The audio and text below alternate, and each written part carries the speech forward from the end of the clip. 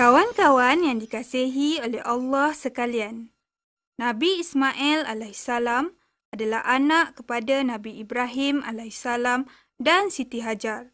Baginda merupakan di antara 25 Rasul yang wajib kita imani. Kegembiraan Siti Sarah hanya sementara waktu sahaja. Ini kerana Siti Hajar sudah mulai rasa bangga dan merasakan kedudukannya lebih kuat berbanding Siti Sarah dengan adanya Nabi Ismail alaihissalam. Oleh sebab itu, Siti Sarah mula merasa sedih dan cemburu terhadap Siti Hajar. Kawan-kawan sekalian, Allah Subhanahu Wa Taala telah memerintahkan agar Nabi Ibrahim alaihissalam memenuhi permintaan Siti Sarah itu, iaitu membawa Siti Hajar dan anaknya keluar dari rumah mereka. Maka, dengan bertawakal kepada Allah, berangkatlah Nabi Ibrahim alaihissalam meninggalkan rumah, membawa Siti Hajar dan Nabi Ismail yang diboncengkan di atas untanya. Kenapa Allah memerintahkan Nabi Ibrahim alaihissalam memenuhi permintaan Siti Sarah? Setelah berminggu-minggu berada dalam perjalanan jauh yang sangat memenatkan dengan kehendak Allah, akhirnya berhentilah unta Nabi Ibrahim alaihissalam mengakhiri perjalanannya di tengah padang pasir yang kering kontang tanpa air dan makanan serta tidak berpenghuni. Dengan kehendak Allah, di padang pasir itulah Nabi Ibrahim meninggalkan Nabi Ismail dan ibunya Siti Hajar tanpa bekalan yang banyak.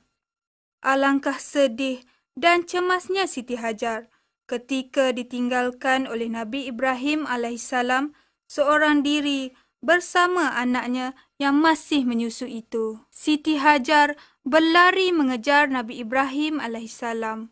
Beliau merintih menangis sambil memegang kuat baju Nabi Ibrahim, memohon belas kasihan agar tidak ditinggalkan seorang diri di tempat yang kosong. Tiada seorang manusia, tiada seekor binatang, tiada pepohon dan kawasan yang kering kontang itu. Ini adalah perintah dari Allah, wahai Hajar. Bertawakallah kepada Allah dan percayalah pada kekuasaan dan rahmatnya. Dialah yang memerintahkan aku membawamu ke sini, dan dialah yang melindungimu dan menyertaimu di tempat yang sunyi ini. Mendengar penjelasan dari Nabi Ibrahim alaihissalam, segera Siti Hajar melepaskan genggamannya dari baju Nabi Ibrahim alaihissalam.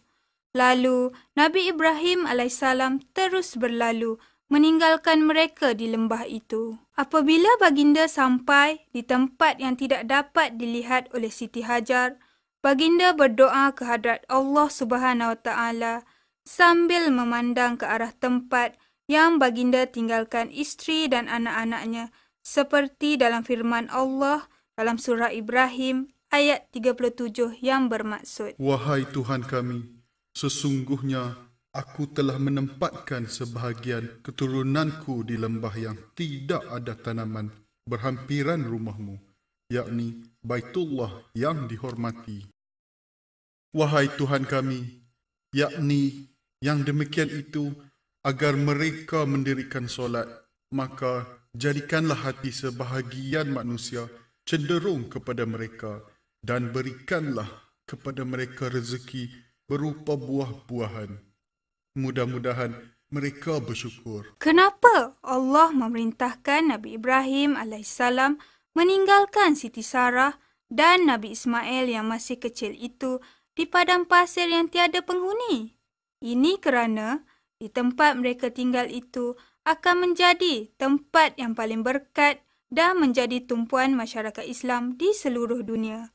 Tempat yang dimaksudkan itu ialah Mekah. Setelah mendengar jawapan dari suaminya itu, Siti Hajar menyerahkan segala urusan hidupnya kepada Allah dengan sabar dan tenang.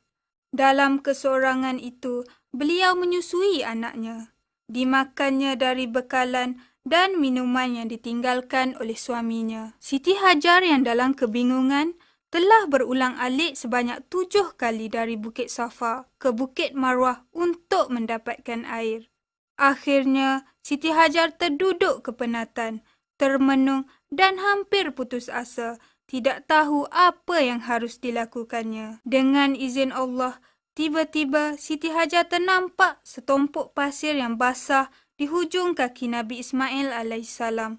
Lalu pasir itu digalinya. Masya Allah, itulah telaga air Zam-Zam yang terkenal sehingga kini. Ketika malam telah menjadi gelap, ia melihat sebuah bintang, yakni lalu dia berkata, "Inilah." Riwayat At-Tabrani dan Ibnu Hibban. Sejak dari itu, makmurlah kawasan itu dan menjadi tumpuan pedagang-pedagang untuk mendapatkan bekalan air. Kaum Jurhum yang tinggal di selatan kota Mekah adalah yang paling ramai berhijrah ke tempat sekitar telaga air Zam-Zam.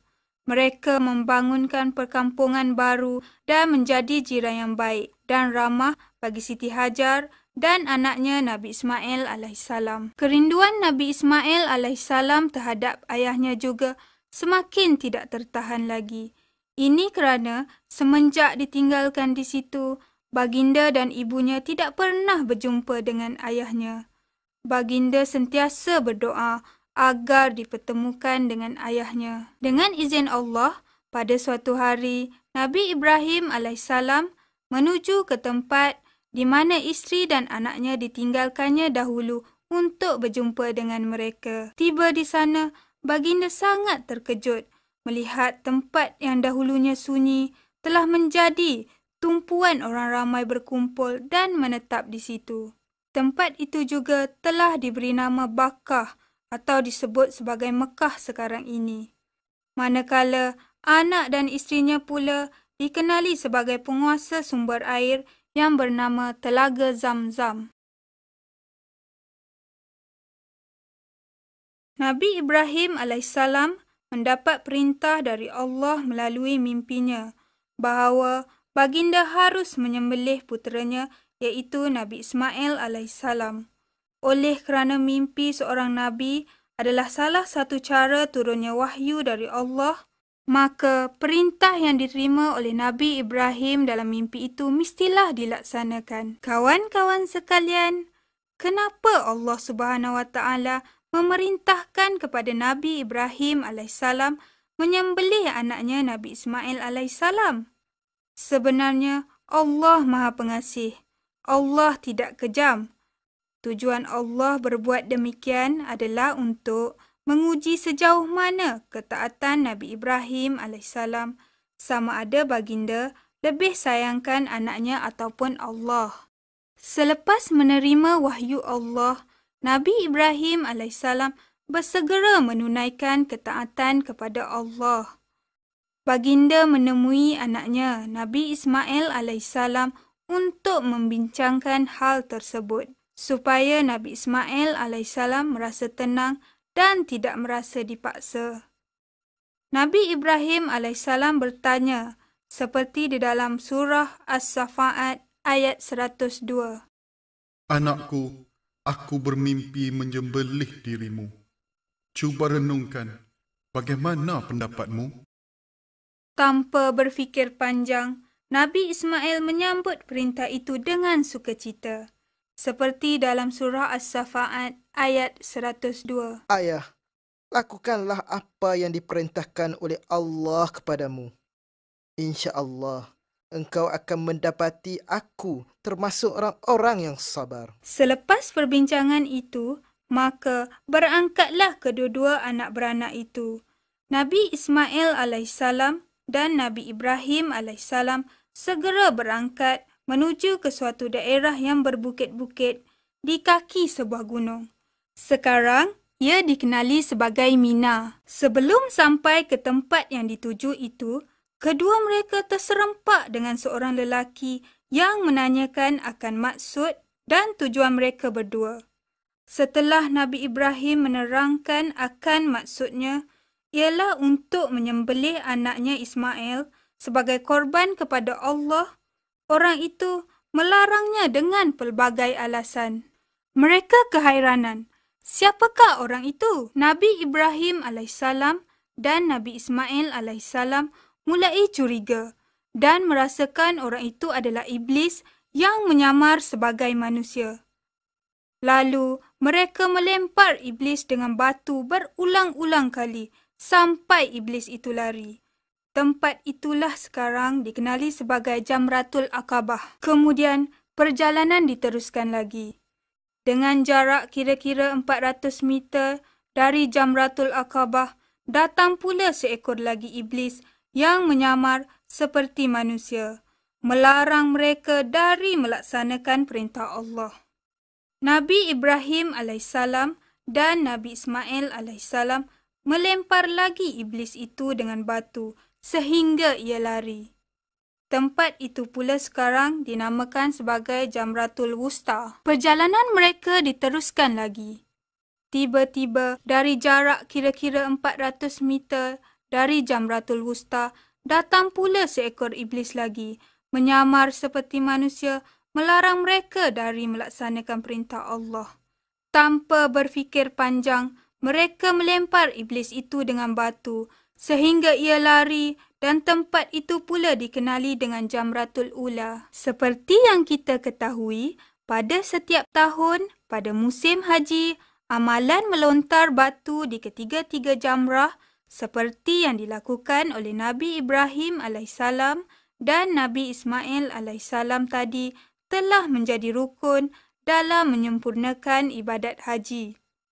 Masya Allah, kawan-kawan yang dikasihi, berbalik kepada kisah Nabi Ibrahim AS dan Nabi Ismail AS tadi, akhirnya Nabi Ibrahim dan Nabi Ismail sampailah di suatu tempat di kaki sebuah bukit yang tinggi. Dengan perintah dari Allah, Nabi Ibrahim AS dengan ikhlasnya ingin menyembelih leher anaknya sendiri, iaitu Nabi Ismail AS yang baru berusia 13 tahun itu.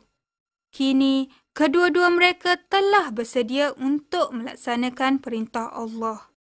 Ketika Nabi Ibrahim AS meletakkan pisau ke leher anaknya, lalu Allah berseru dengan firman-Nya yang berbunyi seperti dalam surah As-Safa'at ayat 104 hingga 105. Wahai Ibrahim, engkau telah menyempurnakan maksud mimpi yang engkau lihat itu. Demikianlah sebenarnya kami membalas orang-orang yang berusaha mengerjakan kebaikan. Serentak dengan itu, Nabi Ibrahim AS melihat ada seekor kibas tiba-tiba telah terikat di sebuah pokok yang tumbuh di bukit yang tidak jauh dari tempat mereka berada. Kibas itu sangat gemuk dan besar, bulunya berwarna putih, bermata hitam dan bertanduk besar. Lalu Nabi Ibrahim AS menyembelih kibas tersebut. Dengan peristiwa inilah permulaan sunnah berkorban yang perlu dilakukan oleh umat Islam pada tiap hari raya Aidiladha, yakni hari raya haji di seluruh pelosok dunia sebagai mencontohi pengorbanan Nabi Ibrahim AS dan Nabi Ismail AS. Kawan-kawan yang dikasihi, Nabi Ismail AS yang hidup di kalangan masyarakat Jurhum sejak kecil lagi, kini sudah menjadi seorang pemuda yang tampan.